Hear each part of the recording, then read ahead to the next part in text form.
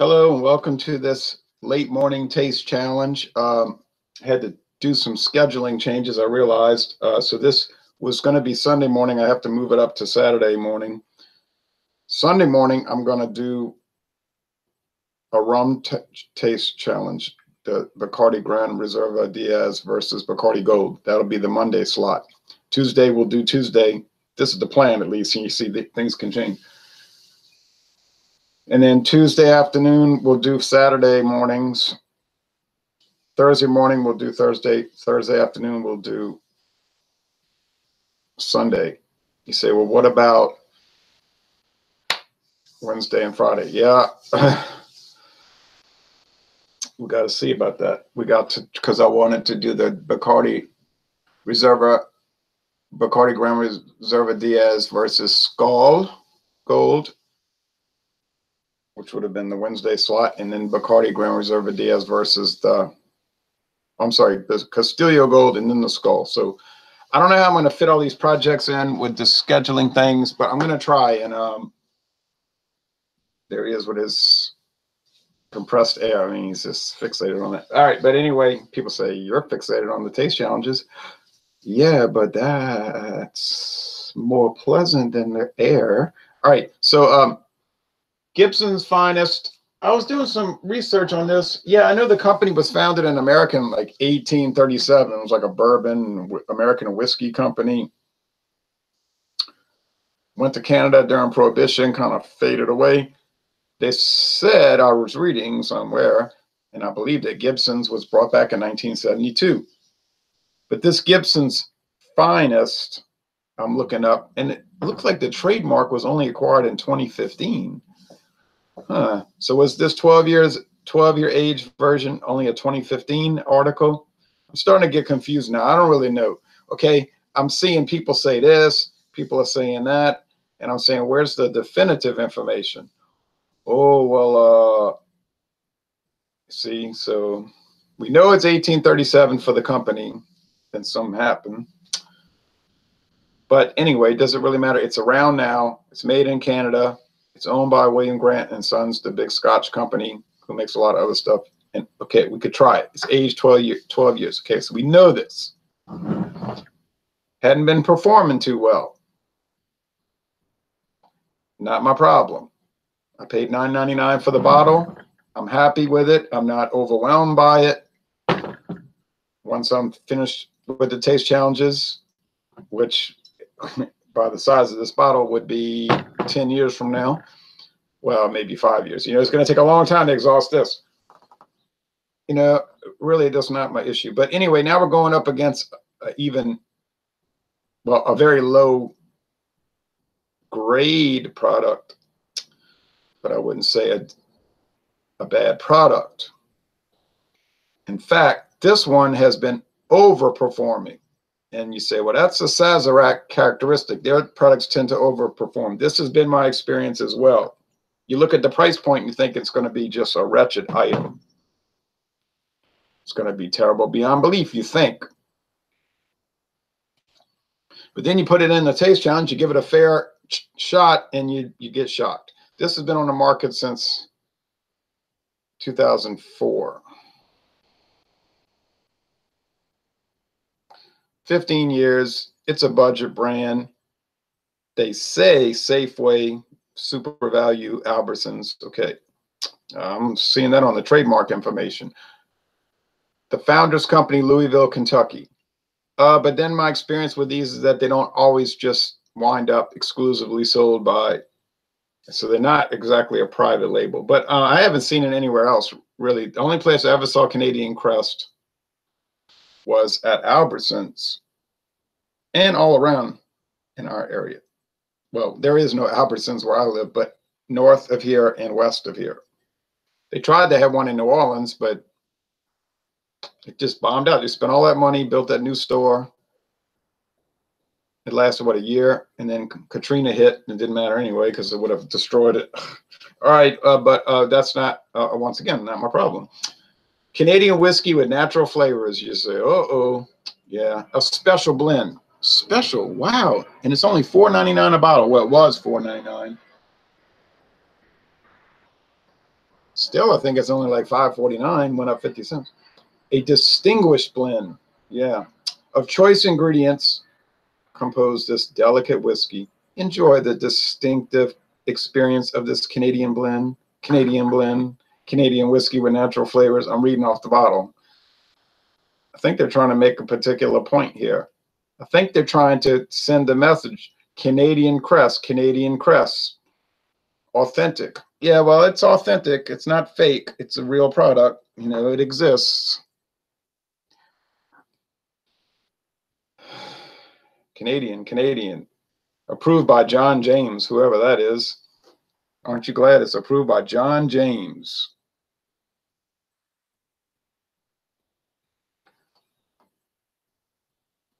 All right. I'm not making fun of it. It's just comical, you know, they keep emphasizing it.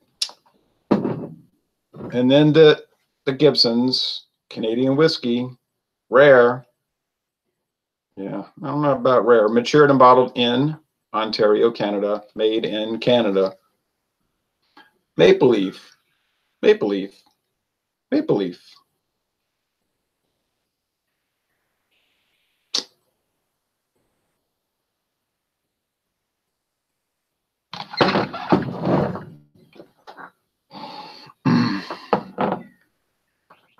When I bought this bottle and I had everybody like Shane Giggy telling me stuff about the great Gibsons, I thought it's going to just wipe these other ones out. Hasn't been the case. He didn't take that too well. He wasn't too pleased with my assessment. I don't know what to say about that, except that I have to call it like I see it, and I can't say, well, I'm friends with this person on Facebook, and so I got to change the score. I don't think he'd want me to do that anyway. He'd probably be less happy with me if I did that. Seems like a pretty fair person, a sensible person, intelligent person, good person. All right. Canadian Crest. When I bought this for $4.99, I thought this is going to be a shambles. You know, it's going to be just a 750 milliliters of sadness.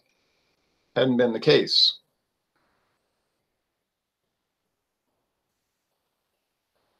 Doesn't that look kind of dark? I find it looks kind of dark. The minimum age for Canadian whiskey is 3 years. Boy, I bet you this is exactly 3 years. 12 years, and that's pretty good because that's 4 times the requirement. So that's pretty impressive. Unfortunately, my experience so far with it has been, yeah, you get a lot of wood. 12 years in the barrel. But it's a little harsh wood, and it's not coming across that fabulously wonderful. But we're going to give it a chance. We got a lot more taste challenges to do with it, and I mean a lot. So many that you're going to get tired of it. I had somebody saying, you keep doing the same stuff. When are you going to bring in Canadian? When's are Canadian? I haven't definitely ruled that out. That's in the cabinet just bursting to come out, waiting to come out, like the alien, you know, in Alien. But you know, when I do the taste challenges, I do one against everything else, and then I do the next thing against everything else, and then the next thing against everything else. So that's how you get through it. Maxwell says, hello, Ron. Hello to you, Maxwell, in the Russian Federation. Ronnie S. says, good morning, or good afternoon, Ron. Yes, good morning here. Hey, Ronnie S. If I join Stout Sunday tomorrow, I hope I'll see you. Don't know if I will. Probably will. I have a stout. I have an Imperial Pumpkin Stout I would like to review on a revisit, and then I could drink a little bit of it, write the review, and then join y'all with that. I can't drink it too fast anyway, 10%. Okay, now, the Gibson's is pretty light for 12 years, but you see, that's probably the true color. Pale gold. Anyway, it's a used barrel. That barrel could be 100 years old or older. So the char isn't going to be a big factor, if any factor. So then you get this thing here, and you say, golly, it's even darker, but it's only 3 years in the barrel. Yeah, isn't that something? I wonder why you think. It's colorized, okay, colored. But it's fine, you know. CC. CC, not Canadian Club, Canadian Crest. You might be thinking, I bet you that's exactly why they called it Canadian Crest, so it could be CC. I'm pretty sure that's exactly why they did it. Why you think all these other Canadian whiskeys are Crown this and Crown that? Royal this, Royal that. Crown this, Crown that, Royal this, Royal that. And they're all purple with red and gold trim.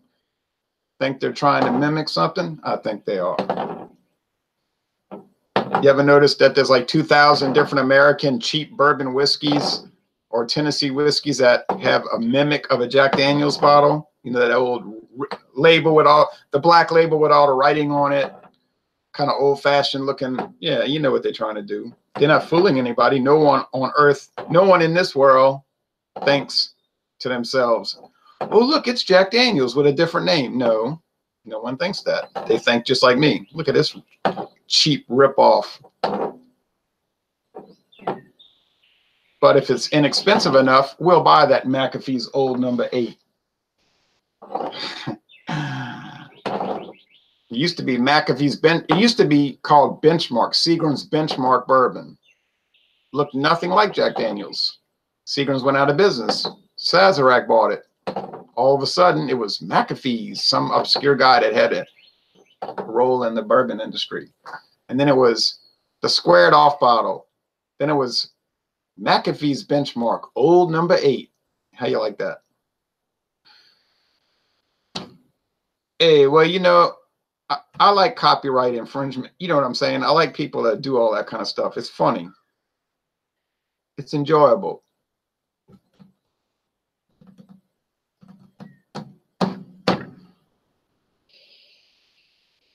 Kind of like J&B, the famous Scotch. Then there's JW.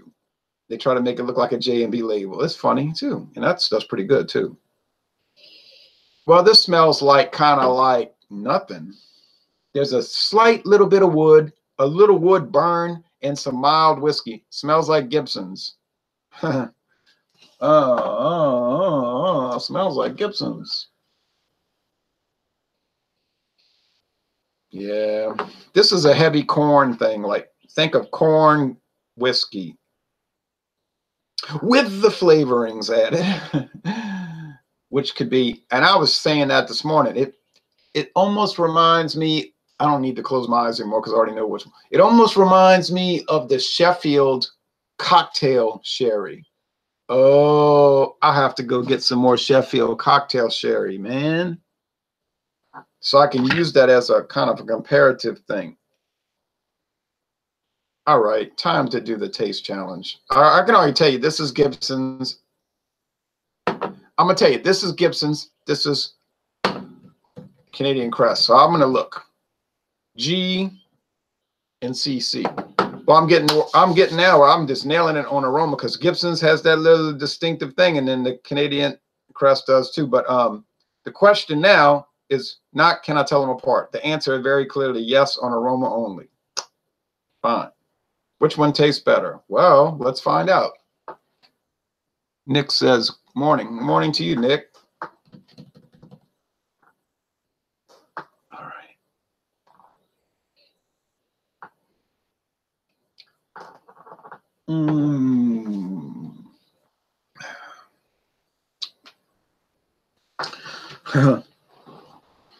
Got a lot of wood. Whew. But there's also some rye, a pretty, actually more substantial rye than I was giving it credit for at the early morning hour. Yeah, corn whiskey. It's pretty corn sweet. It's probably mostly corn. And then you have those, there is flavoring. I'm telling you, Gibson has some flavoring in it. Will that be disclosed? Is the company going to let you know? No. Well, they might, because there's some Canadian law. I was reading, you can write a letter to the company. I demand a certification of what flavorings are included in this whiskey by virtue of the law of Canada. Hereby signed, me, the whiskey enthusiast, on this date. And then supposedly they have to send you some certified declaration. Would I take the time to do that? No, I would not. It's not an email. You can't send an email. It has to be some letter. Is anybody going to take the time to do that? I doubt it. I mean, why would they? But there are people out there that are kind of like that. And they might say, I was watching this video review and then I wrote this letter and I want to know what flavorings.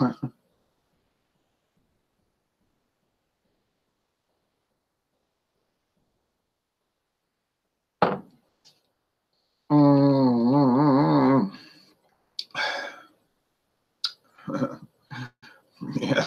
Yep, that's Sazerac. That's a Sazerac blended Canadian whiskey, all right, by golly. Oh, I'm sorry. The Founders Company. You ought to look at that list of all the Sazerac alias names. It's pretty impressive. They must have a division that just sits around thinking of fake names for their company.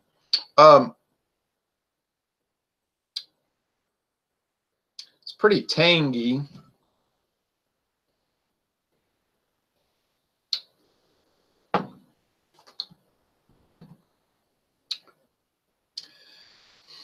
It has umami. It's savory. It is sort of like that. John and Nearly would call it that almond extract character. I don't know what it is. It's kind of like almond extract, but it isn't. That's why I say it's that. Could be rum or something. Yeah, maybe like gold rum, because I never had rum before. It does taste kind of like gold rum. I don't know what it is. That's the top side flavor. The 80% of the flavor is that column still unaged grain spirit, whatever you want to call it. It's used in a blended American whiskey. It's used in blended and Canadian whiskey. It's used in blended Irish whiskey. It's used in blended Scotch whiskey. There's different names for it. It serves the same purpose. It's a base. The flavor is built upon that base with single malt Scotch or straight bourbon whiskey in America. Same concept. Some are done better than others now. What's a good example of an American blended whiskey that has good topside flavor and is well blended? Seagram 7 Crown. It's 25% straight whiskey. See, most of them are 20%. You get that extra 5%. Has a lot of character. I don't know what bourbon they're using, but it must be a good one. What's a good Canadian example? Well, I guess you'd say Canadian Club. What's a good Irish example? I guess Jameson, you know, the most famous one. Scotch, Johnny Walker, J&B, Cuddy Sark. They're all that kind of thing. All right.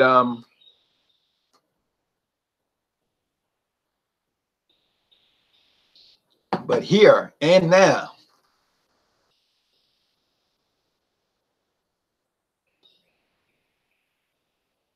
there is a little honeycomb in it.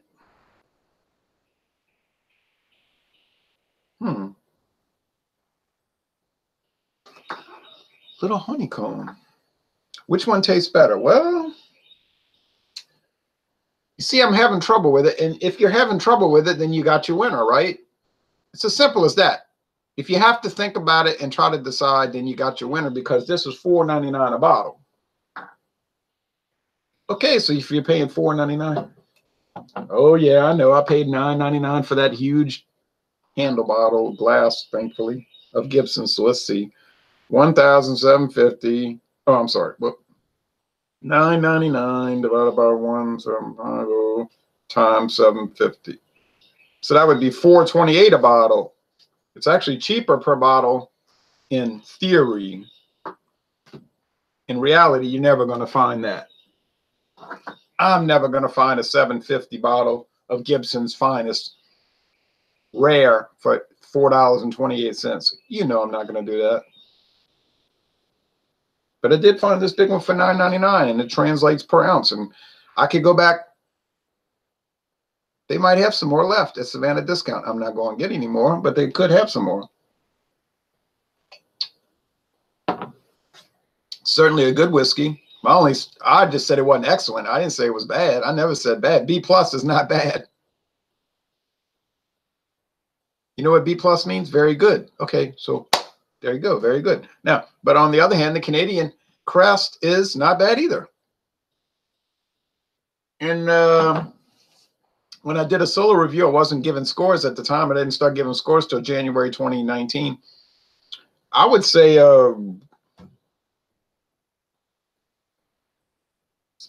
probably a B plus also. Now, that might sound like just a monstrous thing to say, a terrible thing to say, an unfair thing to say, but it's not unfair because I bought both of them with my money, and I'm tasting them, and it's like a tie. So Gibson's loses because you, the consumer, are not very likely to go find this huge bottle for $9.99. Try 40 bucks, then you might get one. All right. And I was looking at local online liquor stores. This nowhere near $9.99. You know, like I'm saying, $40. Canadian Crest, this lowly thing here, you can go to Albertsons. There it is on the shelf with its perpetual sales tag. It's like, when is it not on sale? You know, when is it not reduced when the store is closed? I noticed that about Albertsons. They got certain things that are perpetually reduced, which will get them in trouble with the Better Business Bureau because you're not supposed to have a perpetually reduced. They say it's like a scam, you know, it's like you're deceiving the customer, which you are, because you're saying normally it's $7, but right now it's only $4.99, or well, it went up to $5.49. So, but okay, you got scammed, but look what you paid. You paid $5.49 for a bottle of whiskey. So, you know, a lot of people like those kind of scams. Okay, so hey, I don't know, Canadian Crest. This is supposed to be hooch. It's supposed to be rot gut, but yet there it is, winning again. Now, would I buy it again? Not actually, because I don't need it. But I mean, yeah, I mean, I would theoretically buy it. Yeah, sure, why not? Savannah discount has the Gibson's finest. If I in theory, and I'm in practical terms, I never would, but theoretically I would buy it, sure. I mean, why wouldn't I? Now, so Tuesday, oh wow, it's going to get even worse because Tuesday we're going to do Gibson's against Albertsons. Now, you know that's a store brand because that's the name of the grocery chain, Albertsons. Canadian blended whiskey. Yeah. One of my viewers said, man, that stuff's been around for a long time. I said, what do you mean? He said, I worked at some distributor back in the early 70s, like 1971, 72, 73. This guy must be, you know, 70 something years old. I'm 50. He said, yeah, they used to sell that stuff. I said, they did? He said, yeah. So it really could be old.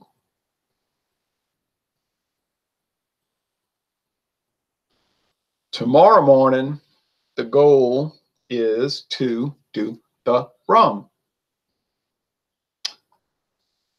The Bacardi Gran Reserva Diaz, aged 10 years, versus Bacardi Gold. Now, you would think it's going to be no challenge. But our experience here, if you've been watching these taste challenges, which go on endlessly, our experience tells us that be very careful because what you think can oftentimes be incorrect. I was thinking about this when I was doing something earlier. People could say, well, that's just your taste. Your taste might indicate that. Well, how could my taste indicate anything else? It's only my taste. I can only drink these things for me. You got to taste them on your own and decide what you think about it. You could come on here and we could do a joint duo taste challenge, that kind of thing. So you have to, only you can drink for yourself. Only you can, if it was sandwiches, only you could decide on what you think about Burger King for you, because you can only eat for yourself. So I can only decide for me. You see, I don't think Burger King French fries are very good. You might love Burger King French fries. Much of your life might revolve around Burger King French fries, which is fine. I'm telling you what I think. To me, they don't taste very good. Okay, so get ready. Tomorrow morning, the goal is the rum. Then perhaps tomorrow afternoon or late morning tomorrow, there could be the Ground Reserva Diaz versus the Skull. I'd love to do that one. I'm looking forward to that. I was so shocked by Skull Gold rum. In fact, that was one of the most shocking reviews I've ever done in the liquor world, because I was thinking this is going to be just tragic, really. No, it wasn't. Skull had much more to offer than I had ever dreamed it would have. And it was very distinct, tasted unlike anything I'd ever had before. So guess it's best not to judge these things before you check them out. So thanks for watching this video production. And later today, you say, not again, not another taste challenge. No, no, no, no. I'm not going to do another whiskey taste challenge today. Are you kidding me? I'm going to do a beer taste challenge.